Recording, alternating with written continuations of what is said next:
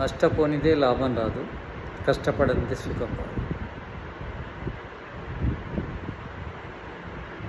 తక్కువ నష్టపోయి ఎక్కువ లాభపడగలం, తక్కువ కష్టపడి ఎక్కువ సుఖపడగలం. అంటే తక్కువ సుఖాన్ని వదిలేస్తేనే ఎక్కువ సుఖం లభిస్తుంది. తక్కువ సుఖానికి లొంగిపోయి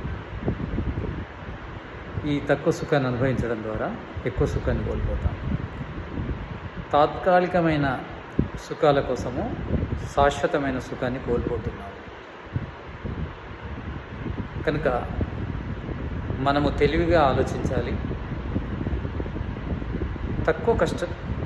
తక్కువ సుఖాన్ని వదిలేసి కష్టపడి ఎక్కువ సుఖాన్ని పొందే ప్రయత్నం చేయాలి.